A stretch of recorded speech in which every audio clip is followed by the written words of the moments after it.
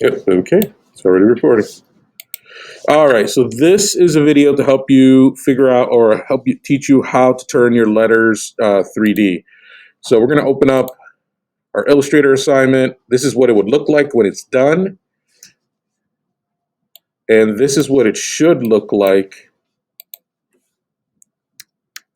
You should have your letters. You should have made adjustments for deleting parts of it. If you haven't done that, you want to take a look at deleting certain sections if you need to. But we got a couple of things we have to do before we turn this 3D. So the first thing we have to do is we have to make sure everything, all your letters are outlines. And the way you do that is that you select all your letters, you go under type, and you're going into create outlines. And what that's going to do is basically make this an object and no longer a letter. It'll still look the same, but now you'll be able to make adjustments. Now, if you haven't made adjustments to your letter, like deleting parts of it, this is the point where you could do this. And you could basically, let's say I get rid of this part of the 4, I could actually select all these dots and shorten that part of the 4. If I want to get rid of this little part of the M, I could delete those parts of the M so that it doesn't have those extra pieces. And therefore, my letters are still creative, yet you can adjust your letters so it looks more natural. So once your letters are all made into outlines, now you're going to do the 3D. You got to do one letter at a time. If you try to do more than one letter at a time, you're basically going to overload your computer. So where we got to go to is Effects at the top of your menu bar. Go to Effects and go down to 3D. And you got 3 choices. You want Extrude and Bevel. Now, if you noticed that now that it's 3D, you basically can't see anything. It's all kind of combined. And the reason is because the letter was just one color. So for that not to happen, I would change the color, the face of the letter, change it to one color, and then outline the color with another color. So making sure. So what's going to happen is the outline is what's going to be the 3D aspect of this. So the way we do this now, if you see the difference, go to Effects, 3D, Extrude, and Bevel.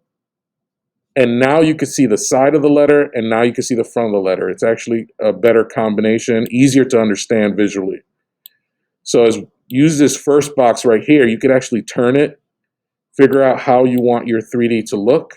I like my 3D going towards the center, but I do like it at a slight angle.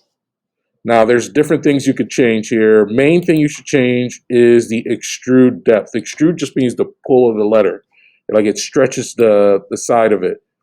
And you could go as low, I wouldn't go lower than 20, but you could go as far as you want, up to 270, which would look a little strange, but, you know, to each their own. So if you pull, I'm going to keep it around 50. And that's basically it. You press OK and it's done. And it's the same thing for every letter after that. Now here's one concern that you're going to have. I'm going to do this L, and I'm going to turn this letter L. Remember, I got to change the face of the letter to a color, and then stroke the letter with another color. So now I'm going to 3D this letter, and there's one main concern that you got to deal with.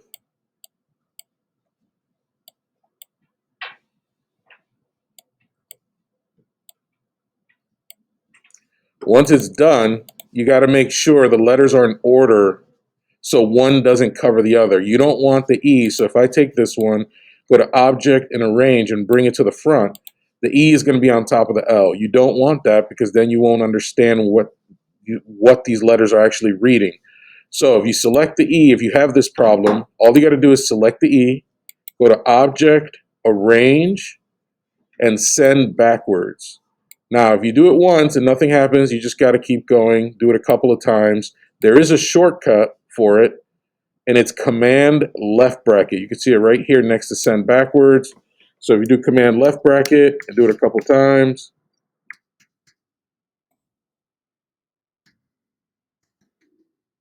and then eventually it'll get behind the L, and you want to make sure each letter is in front of the first letter. So that way you could actually read the word. But that's the basic idea of doing a 3D. And once you do this, you're ready for the next part, which is moving your file into Photoshop and painting.